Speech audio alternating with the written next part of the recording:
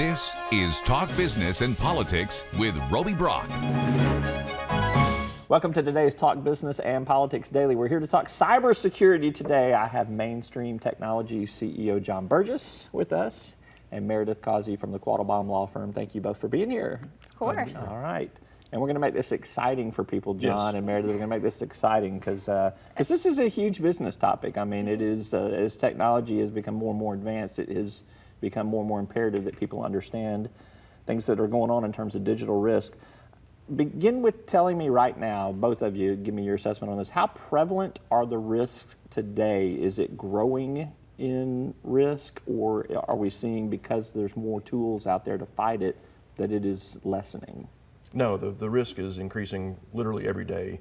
We have an arms race going on between the thieves and the cyber criminals and the legitimate businesses. And so far, the legitimate businesses really haven't been paying enough attention to it. So the bad guys have a big lead, and they spend a lot more time thinking about it than most of the legitimate businesses. Yeah. Why don't businesses give it more attention? I think there's a disconnect between your IT professionals who are, the day-to-day protecting the data that a company has, and those at the top. And, no one wants to spend the money on it. And it's, as everyone always says, it's not a matter of if, it's a matter of when you are breached. And as Marriott has shown recently, even those with high-tech security systems and lots of technology and lots of resources are still subject to these same attacks. So. When we're talking about cybersecurity, define it for me, because I think when I look at it from our company's perspective in the most simplified terms, it's somebody hacking our website. I mean, but what else is it? Hacking websites is usually reserved just for a special class of the attackers that we call hacktivists, because they're interested in making you look bad or getting their message out. The vast majority of cybercrime that happens is just garden variety theft. So you're a target if you have a computer and you have a bank account. And you can get into the more advanced attacks that I have information about somebody else, or I keep information on a lot of people like Marriott. But literally everybody that has a bank account and has a computer on the internet is a target. Yeah. Agree? I agree, and where you get into expenses and legal obligation is if you have data that's personal information about people. And what is considered to be personal information worthy of reporting your breach depends on all different regulations, and it's kind of a patchwork, so that makes it a little more complicated. Is that a dilemma for companies to decide whether or not to tell their clients that they've been breached when clearly, I mean, I would feel like that's doing the right thing immediately to do that. What's the struggle with that for someone? So the struggle is first you've got a legal obligation to report it in certain instances. The problem there is it depends on whose data you have. So if you are a business and you collect information and you have information on someone who is a resident of Texas and Oklahoma and Arkansas, you are subject to those states' notification requirements, which will vary. And so a lot of people don't realize that, and don't realize they're not just looking at what their obligations are under Arkansas law. Now, I know none of your clients ever get hacked, so we don't ever have to worry about this for you guys, because you guys are like the Alabama football team of cybersecurity there. But do you hear about a lot in terms of the protocol that has to go through for disclosing something like that? Why is it a struggle for executives? It's as Meredith pointed out, a lot of companies simply don't realize the patchwork and the myriad number of regulations that they're under as soon as they start keeping information on somebody. So then you get into the ones in the press, or the big companies, because they know that they're obligated to report.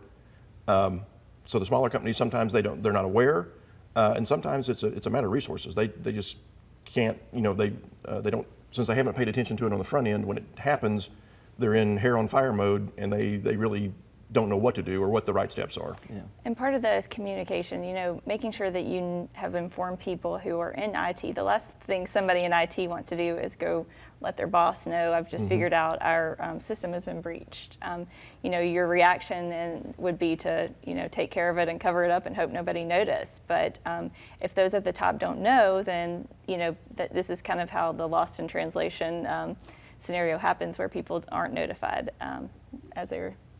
Yeah, very much a cultural aspect to it, that the the technology professionals don't want to admit that they got beat. Right. So they don't tell the boss. The boss doesn't know that we're in violation of this or that reporting regulation. Talk to me about insurance and how this is developing now. I know neither one of you are in the insurance field, but you guys were on a forum recently about that. How complicated is insurance in this particular field? I know there's a lot of lack of standardization in terms of what a policy may do because there's so many different ways that someone could be cyber attacked. How does insurance work now?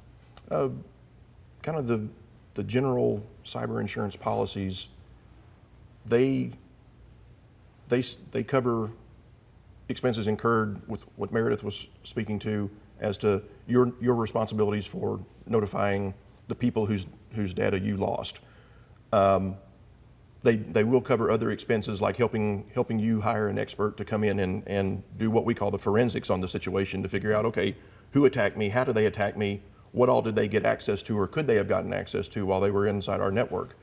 So it covers those type of expenses, but it's all the expenses related to the actual, the breach, not so much any kind of preventative measures that you might take. So does it cover too, so say somebody hacks a bunch of users in our network and they wind up accessing bank accounts from them and stealing money from them, does it cover the money that's been stolen? See, this is where you get into these derivative suits and these other lawsuits that occur for breach of contract, because likely you've got a contract with the bank.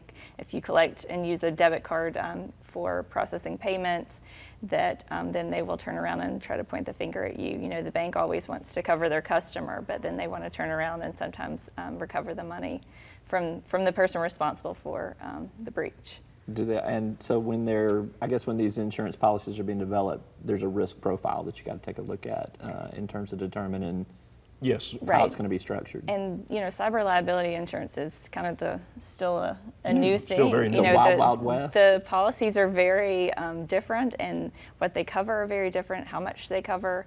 And then you've got the issue of sometimes the person who is applying for the coverage is not the IT person, and there may or may not have been an incident that occurred that your system has already been compromised, and now you get insurance and you didn't disclose that, and then the insurance doesn't cover it. And then, you know, the other thing is you can't rely on your other policies for cyber liability anymore now that they offer. Mm-hmm. Now they've been carving it out into its Yeah. own vehicle, so the old general liability and professional liability policies don't. Yeah, there's been lots of litigation over that, and It's getting hardened in terms of precedent in Right. terms of that. All right, so I'll close with this. You both get a chance to give your best advice to anybody that's watching this about what they need to think about if they have not been thinking seriously enough about cybersecurity. Meredith, you go first. I would say, first of all, know what data you have and only keep what you need to keep. You know, people have this tendency to keep everything because storage space is cheap, but the more information you keep, the bigger your risk and the bigger your exposure can be. John? Piggybacking on that, absolutely it's important to know what you have, what treasure you possess that they're going to be coming after, and then you have to have a program in place to prevent what breaches you can. You understand that you have to be right every day. The bad guys only have to be right one time. But that being said, the cheapest claim on a cyber insurance policy is the one you don't have to make because you didn't get breached. So it's not a replacement for a cybersecurity program. It's just a needed component of one. All right, John Burgess, Meredith Causey, thank you both very much. Appreciate it. Thank you. Thank you for tuning in. That's all for today's program. I'm Roby Brock. We'll see you next time. Each day, the promise of our nation begins again. Arkansas and America, moving forward. I help make that promise a reality. It's not for everyone, but people everywhere depend on us. Oh, I love you too, sweetie. Trucking delivers, or everything stops. And that's what drives me. I did. You'll find us at the end of a lot of long country roads, covering over 60% of the great state of Arkansas. Our 17 electric distribution cooperatives are working day and night to provide reliable, affordable power to over 500,000 homes, farms, and businesses, just like yours. The Electric Cooperatives of Arkansas, your local energy partners.